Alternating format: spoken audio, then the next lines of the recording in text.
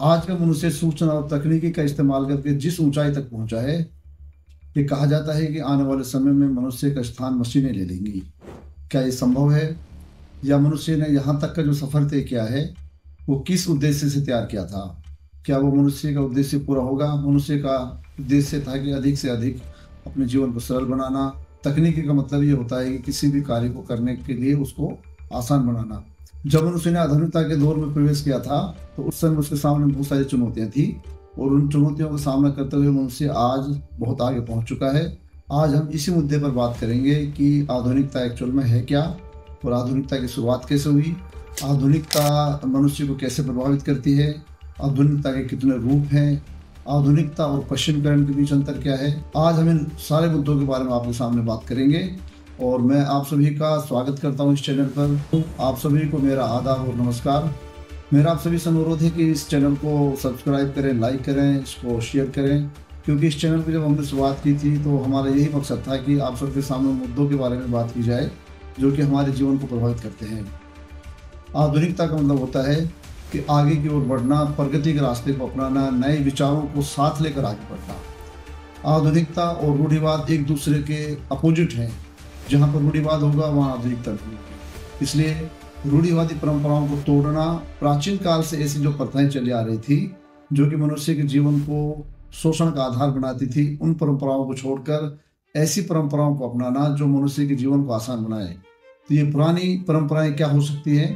ये पुरानी परंपराएं बहुत सारी परंपराएं थी, जैसे कि यूरोपियन समाज में दास प्रथा का होना, भारतीय समाज में सती प्रथा का होना, भारतीय समाज में सामंती व्यवस्था का होना, भारतीय समाज में जाति व्यवस्था का होना, और ऐसी बहुत सारी धारणाएं जो हमारे जीवन को जटिल बनाती हैं। अगर कोई व्यक्ति आज के दौर में ये मानता है कि उसकी जाति सबसे अच्छी है, या उसका धर्म सबसे बढ़िया है, या उसका इलाका सबसे अच्छा है, या उसकी भाषा सबसे अच्छी है, तो ये मान के चलिए कि वो व्यक्ति आज का आधुनिक युग में भी आधुनिक नहीं है, क्योंकि वो पुरानी परंपराओं को ढो रहा है।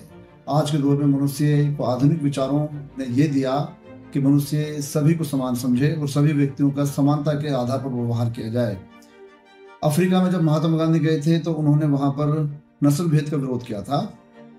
इसलिए नहीं किया था कि वहां पर भारतीय रहते थे, वो अनजान लोग थे, लेकिन महात्मा गांधी ने फिर भी वहां पर संघर्ष किया।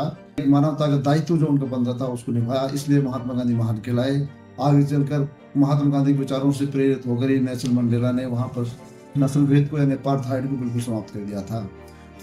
राजा राम मोहन राय को भारत का प्रथम आधुनिक व्यक्ति इसलिए कहते हैं क्योंकि उन्होंने सती प्रथा जैसी बुराई का विरोध किया था, क्योंकि सती प्रथा मानवता के खिलाफ थी। जब भारत में दलित आंदोलन चले तो उन दलित आंदोलनों को चलाने के पीछे का उद्देश्य यही था कि दलितों को ज्यादा शोषण होता था, उनका विरोध किया जाए। महिलाओं के विरुद्ध जो बुराई चल रही है उनको समाप्त करने के लिए जो कार्य किए गए वो सारे आधुनिक कार्य हैं, जैसे बाल विवाह पर रोक, बालिका हत्या पर रोक, दहेज पर रोक, इस तरह के जो कार्य थे जो महिलाओं के खिलाफ थे उन सब पर रोक लगाई गई। यही कार्य आधुनिक कार्य कहलाते हैं। आज के दौर में आधुनिकता और पश्चिमीकरण के बीच में बहुत गहरा संबंध है। कई लोग आधुनिकता को समझ लेते हैं कि जो पश्चिम में हो रहा है वो सारा ही आधुनिक है। ऐसा नहीं है।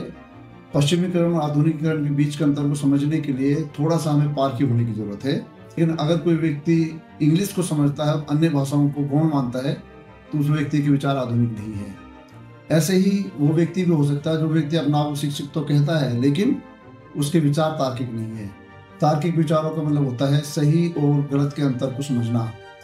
अगर कोई व्यक्ति गलत और सही के अंतर को नहीं समझता तो वो व्यक्ति आधुनिक नहीं है। आधुनिकता में बहुत बड़ा इनपुट होता है, वो फैक्ट्स का होता है, सच्चाई का होता है। आधुनिकता में हमेशा सच्चाई की खोज की जाती है, और जो कोई भी कार्य किया जाता है उसके पीछे तथ्य होने चाहिए।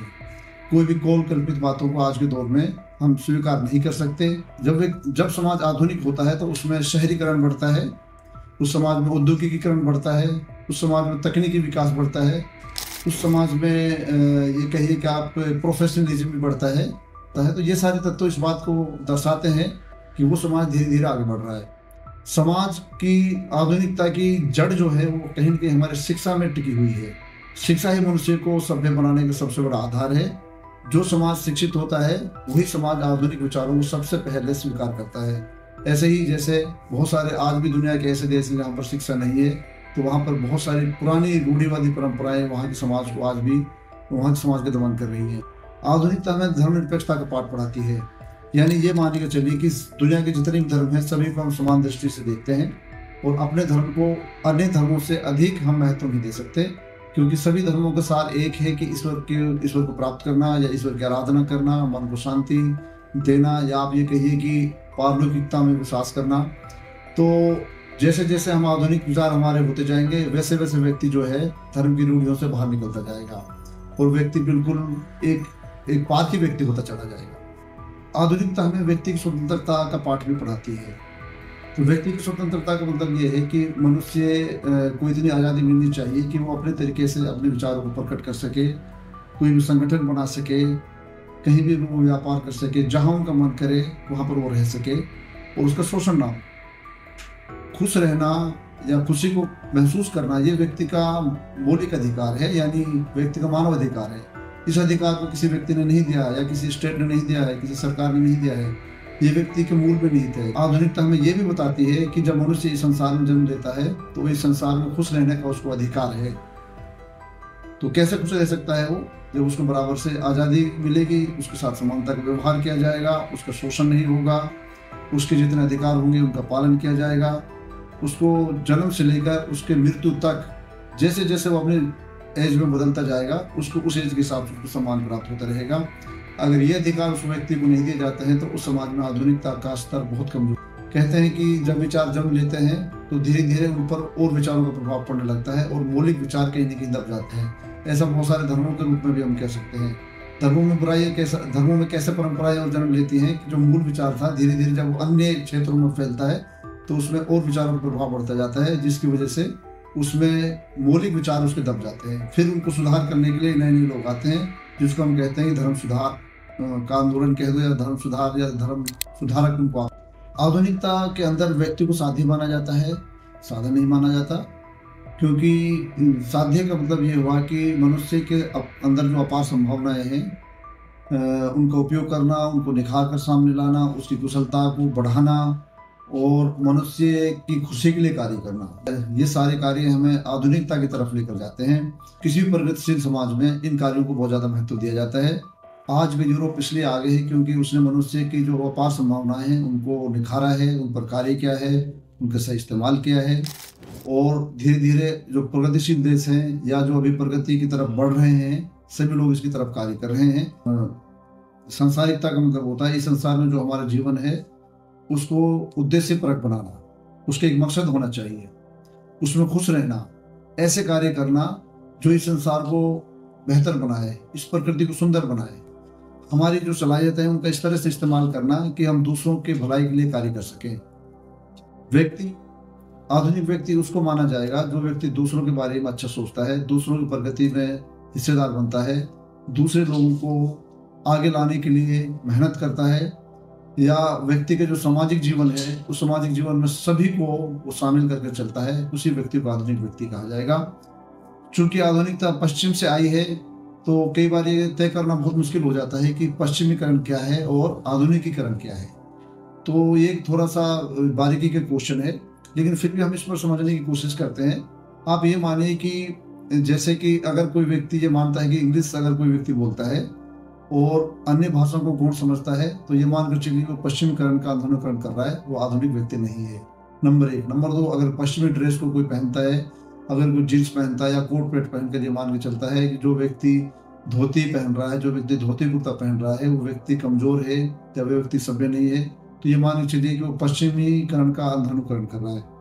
तीसरा, इस तरह के असहज कपड़े पहनना जो कि भारतीय क्लाइमेट के हिसाब से अच्छे नहीं है, जैसे कि बच्चों को स्कर्ट पहना देना स्कूलों में, और हमारे जो टेम्परेचर होता है, जो हमारा यहाँ का जो मौसम होता है उसके हिसाब से उचित नहीं होता, लेकिन फिर भी हम इस तरह के स्कूलों में या बहुत सारी जगह हम देखते हैं वो भी पश्चिम का अंधा अनुकरण है। उसी तरह से आप ये मानिए कि जैसे पश्चिमी कोई संगीत है, पश्चिमी संगीत में क्या होता है कि बहुत ज़्यादा म्यूजिक बजता है, ड्रम बजते हैं और आवाज़ जो गायक होता है उसकी आवाज़ बहुत हल्की होती है। तो उसमें क्या होता है कि लोग डांस करते रहते हैं, उनको ये पता नहीं होता है कि इस गाने का मतलब क्या है। ये पश्चिम का अंधानुकरण है।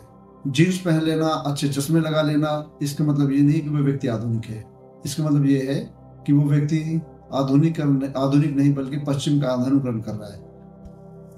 अगर कोई हिंदी भाषा बोलने वाला व्यक्ति है और वो हिंदू को है मानता है इंग्लिश के मुकाबले, तो वो व्यक्ति खुद भी जो है आत्महीनता का शिकार है और वो व्यक्ति कभी भी आगे तरक्की करने में उसकी बहुत सारी बाधाएं आती रहेंगी। अंधा अनुकरण का एक उदाहरण मैं आपके सामने और प्रस्तुत कर रहा हूँ कि जैसे कोई व्यक्ति अपने टी शर्ट है उसकी या कोई शर्ट है उस पर वो व्यक्ति किसी दूसरे देश का झंडा लगा लेता है या किसी दूसरे देश का प्रतीक लगाकर अपना आप को ज़्यादा बड़ा दिखाने की कोशिश करता है, तो यह भी अंधा अनुकरण है। इस तरह का व्यक्ति कभी भी आधुनिक नहीं हो सकता। अगर कोई व्यक्ति पुरानी रूढ़िवादी परंपराओं को महत्व देता है, वो ये मानता है कि महिलाओं को शिक्षा की जरूरत नहीं है, वो व्यक्ति आधुनिक नहीं है। अगर कोई व्यक्ति ये मानता है कि फला जाति के लोग कमजोर होते हैं, फला जाति के लोग बेकार होते हैं, तो आप ये मानकर चलिए कि वो व्यक्ति आधुनिक नहीं है। अगर कोई ये मानता है कि उस धर्म के लोग अच्छे नहीं होते, उस धर्म के लोग बेकार होते हैं, तो ये मानकर चलिए कि उस व्यक्ति की सोच में आधुनिकता नहीं है। तो अगर कोई व्यक्ति ये भी मानता है कि फला भाषा अच्छी नहीं है या फला जगह के लोग अच्छे नहीं हैं, तो ये मानकर चलिए कि वो व्यक्ति आधुनिक नहीं है। इतनी सारी बातें मैंने आपको इसलिए बताई है कि आप ये समझ सके कि आधुनिक व्यक्ति कौन है, आधुनिक व्यक्ति कौन नहीं है। अब जब ये सारी बात आप परखने पर आएंगे तो आपको पता चलेगा कि आधुनिक व्यक्ति वो है जो इन सब चीज़ों से ऊपर उठकर कार्य करता है, जो व्यक्ति मानव मात्र के लिए कार्य करता है, जो इस पूरी दुनिया को अच्छा बनाने की कोशिश करता है, जो इस दुनिया को सुंदर बनाने की कोशिश करता है, इस दुनिया में जो प्रगति के जो तत्व हैं उनको आगे बढ़ाने की कोशिश करता है। प्रगति के तत्व क्या होते हैं कि जैसे तकनीकी का विकास करना, दूसरे लोगों को आगे लाना, शिक्षा जिन लोगों के बीच नहीं है उन लोगों को शिक्षित करना। महिलाएं बहुत सारी ऐसी हैं जो कि हाशिए पर हैं, ऐसे वर्ग और भी हैं जो हाशिए पर हैं, जैसे कि शेड्यूल कास्ट के लोग, शेड्यूल ट्राइब के लोग। अपने देश की अगर मैं बात करूं तो महिलाएं, बहुत सारे अल्पसंख्यक वर्ग भी हैं। ऐसे बहुत सारे लोग हैं जिनको हमारी जरूरत होती है। उन लोगों के लिए निस्वार्थ भावना से कार्य करना, उसको हम कहेंगे कि ये आधुनिक कार्य हुआ। आधुनिकता का मतलब होता है कि मानवता के स्तर को ऊंचा उठाना और मानवता के लिए कार्य करना। अगर किसी व्यक्ति के जीवन में चाहे उसने कितनी शिक्षा प्राप्त की हो, चाहे उसके पास कितनी डिग्रियां हो, चाहे वो कितने बड़ा साइंटिस्ट हो, चाहे वो कितने बड़ा डॉक्टर हो, चाहे वो प्रोफेसर हो, चाहे वो आईएएस अधिकारी हो, दुनिया में किसी भी ऊंचे पद पर वो बैठा हो, अगर उस व्यक्ति के अंदर मानवता का कॉन्सेप्ट बड़ा कमजोर है, अगर उसके अंदर मानवता नहीं है, उस व्यक्ति के विचार आधुनिक नहीं हो सकते। आधुनिकता एक विचार है जो इस बात को दर्शाता है कि व्यक्ति कितना अधिक प्रगतिशील है और अन्य लोगों के बारे में उसके विचार कितने प्रगतिशील हैं। अगर व्यक्ति के विचार प्रगतिशील हैं तो मानकर चलिए कि वो समाज की मुख्य धारा का व्यक्ति है, वो समाज को आगे लेकर चल सकता है। आधुनिकता का उदय अचानक कोई एक घटना से नहीं हुआ, बल्कि आधुनिकता एक ऐसा विचार है जो अपना आप धीरे धीरे पनपा। ये बात सही है कि पश्चिमी दुनिया में इस विचार को लेकर सबसे अधिक प्रगति हमें देखने को मिली। जब मध्यकालीन यूरोप का इतिहास हम पढ़ते हैं तो पता चलता है कि उस समाज में चर्च का डोमिनेशन था और उस समाज में बहुत ज़्यादा जो है सामंतवाद था, उसकी वजह से लोगों को शोषण होता था। समाज को अंधकार का काल कहा जाता है। लेकिन जैसे जैसे पुनर्जागरण का काल हुआ तो उस काल में मनुष्य के विचारों में प्रगति आई और मनुष्य के विचार जो है प्रगतिशील होते चले गए। प्रगतिशीलता जो है मनुष्य का आधार बनती चली गई, इसलिए वहीं से आधुनिकता जन्म लेती है। कहते हैं कि 16वीं शताब्दी में आधुनिकता का विकास हुआ और 1945 तक जाकर आधुनिकता पूर्ण रूप में हमारे सामने आई। यूरोप में आधुनिकता का प्रसार इसलिए हुआ क्योंकि वहां पर पुनर्जागरण के बाद से ही वहां पर ऐसा माहौल बनने लगा था जो कि व्यक्ति के विकास के लिए सबसे अच्छा था। जैसे जैसे भौगोलिक खोजें हुई, भारत की खोज हुई, अमेरिका की खोज हुई, उसके अलावा मैगेलन ने पूरी दुनिया का चक्कर लगाया, तो उनके विचारों का जो है दायरा बढ़ता चला गया और जितना दायरा बढ़ा उतना ही उस समाज में आधुनिकता का प्रसार होता रहा। फिर प्रबोधन का जब युग आया यानी 18वीं शताब्दी की जब बात आई तो वहां पर बहुत सारे विद्वान पैदा हुए, जैसे कि Hobbes, Locke, Rousseau, Jeremy Bentham, Karl Marx. एक लंबी श्रृंखला है ऐसे विद्वानों की जिन्होंने आधुनिक विचारों को जनता के सामने रखा और समाज को इस तरह डिफाइन किया कि समाज में जो बुराइयां हैं और जो अच्छे तत्व हैं उनको बीच का अंतर को समझा जाए और उनके इंटरप्रिटेशन जो समाज के लिए थे वो बड़े कारगर सिद्ध हुए। तो ये पता चला कि ऐसी बहुत सारी परंपराएं जिनको हम मानते आ रहे थे वो तो बहुत घातक थी मनुष्य के लिए, इसलिए उन परंपराओं को समाप्त करने पर जोर दिया गया। जब इन आधुनिक विचारों का प्रसार यूरोप में हो रहा था तो इसके साथ साथ कई सारी क्रांतियों ने जन्म लिया, जैसे कि फ्रांस की क्रांति। उस क्रांति ने हमें 3 तत्व दिए, स्वतंत्रता, समानता और बंधुत्व। ये तीनों चीजें आज की दुनिया में इतनी महत्वपूर्ण है कि इनके बगैर मनुष्य का विकास करना बहुत मुश्किल है। उसके अलावा इटली में क्रांति हुई, उसके अलावा रूस में क्रांति हुई, उसके अलावा अमेरिका की जो स्वतंत्रता संग्राम था उसको भी क्रांति की तरह ही माना जाता है। तो पूरे यूरोप में बदलाव की बयार बह चली। ये बदलाव एक्चुअली पुरानी दुनिया से निकलकर नई दुनिया में प्रवेश हो रहा था। और ये नई दुनिया क्या थी? ये नई दुनिया आधुनिक विचारों पर आधारित थी। यानी कि ऐसा शासक जो जनता का शोषण करता है, जो जनता की भलाई के लिए कार्य नहीं करता, उस शासक को हटा दिया जाए। उसकी जगह पर जनता चुनकर ऐसे व्यक्तियों को संसद में भेजे या राजा बनाए जो जनता की भलाई के लिए कार्य करें। इसी से कल्याणकारी राज्य की अवधारणा निकलकर सामने आई। कल्याणकारी राज्य क्या होता है कि एक ऐसा राज्य है जिसमें सरकार का मौलिक उद्देश्य जनता की भलाई करना है, ना कि जनता का शोषण करना, ना कि जनता पर पुलिस शासन को स्थापित करना, बल्कि एक ऐसा शासन स्थापित करना जो जनता खुश रह सके, अपने देश में प्राउड फील कर सके।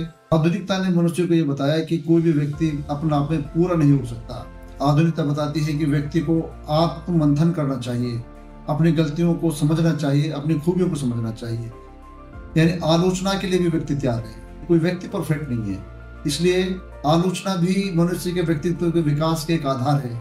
अगर आप आलोचना को बर्दाश्त नहीं कर सकते तो आप आधुनिक नहीं है, आप एक तरफा हो जाएंगे, आप किसी समाज को पूरी तरीके से समझ ही नहीं सकते। तो आधुनिक समाज या आधुनिक व्यक्ति वह कहलाएगा जो कि आलोचना को बर्दाश्त करने की ताकत रखता हो। आधुनिक व्यक्ति को उदार बनाती है। वो व्यक्ति दूसरे के विचारों का भी सम्मान करता है और अपने विचारों को तार्किक तरीके से दूसरे के सामने रखता है।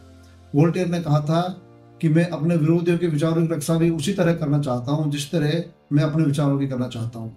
ऐसा ही हम ये देखते हैं कि जो व्यक्ति उदार नहीं होता उसके विचार बड़े कठोर होते हैं, बड़े कटु होते हैं। जैसे कि इस्लाम धर्म के उदय से पहले सऊदी अरब के समाज में इतनी ज़्यादा कट्टरता थी, इतनी ज़्यादा देवी देवताओं के नाम पर लड़ाइयाँ होती थी कि वहाँ बहुत सारे कत्लेआम होते थे, कबीलाई लोग होते थे, बहुत ज़्यादा झगड़ते थे।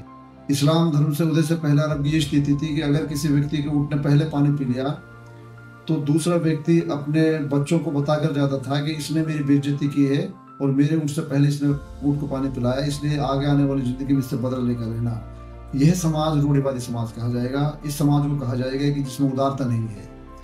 आधुनिकता हमें बताती है कि व्यक्ति को बहुत ज़्यादा मैच्योर होना चाहिए, उदार होना चाहिए, उसका जीवन जो है लोकतांत्रिक मूल्यों के आधार पर हो। डेमोक्रेसी भी जो है वो एक आधुनिकता का रूप है।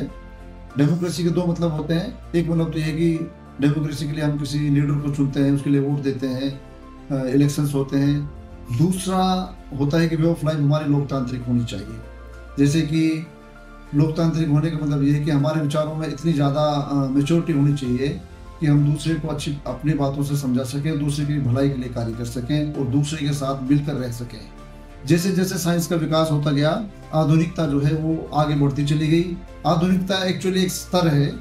कोई व्यक्ति कितना आधुनिक है उसके विचारों से पता चलता है या उसकी जीवन शैली से पता चलता है। आधुनिकता में कथनी और करनी का अंतर नहीं होता। आधुनिकता मनुष्य को व्यवहारिक बनाती है। आधुनिकता में ट्रांसपेरेंसी होती है, यानी पारदर्शिता होती है। हमारे कार्य, हमारा जीवन एक शीशे की तरह होता है जिसमें हम अपना आप को देख सकते हैं और दुनिया में देख सकती है। उसी तरह से ट्रूथ पर बल दिया जाता है, फैक्ट्स का आधार पर सारे के कार्य किए जाते हैं। और सिंपल शब्दों में अगर कहा जाए, आधुनिकता का मतलब होता है सिविलाइज होना। सिविलाइज होने का मतलब यही कि हम अपने जीवन को एक सरल, सहज और डिसिप्लिन के साथ बिताएं। आधुनिकता में मनोवैज्ञानिक पहलू पर बहुत ज़्यादा बल दिया जाता है, यानी मनुष्य के मनोविज्ञान को बदलने की कोशिश की जाती है। यानी मनुष्य अगर गलत रास्ते पर है या वो व्यक्ति समाज के विरुद्ध है या समाज के खिलाफ कार्य करता है तो उस व्यक्ति को के मनोमस्तिष्क को बदलने के लिए कार्य किया जाए, उस व्यक्ति की बेहतरी के लिए कार्य किया जाए, उस व्यक्ति के प्रति चिंता व्यक्त की जाए, उसके प्रति आत्ममंथन किया जाए कि उस व्यक्ति को कैसे मुख्य धारा में लाया जा सकता है। ये भी आधुनिकता का एक बहुत महत्वपूर्ण पहलू है। तो आज की चर्चा में हम ये डिस्कस हमने किया है कि आधुनिकता के मूल तत्व क्या क्या होते हैं और उन मूल तत्वों को का कोई एक स्तर नहीं है कि वहाँ पर उनको रोक दिया जाए। आधुनिकता का स्तर बढ़ता ही जाता है। ये हमारे वैचारिक स्तर को दिखाता है कि हम कितने आधुनिक हैं। इसी उद्देश्य को ध्यान में रखकर मैंने ये आज का एक चर्चा का विषय आपके सामने प्रस्तुत किया है। मुझे उम्मीद है कि आपको पसंद आया होगा। धन्यवाद।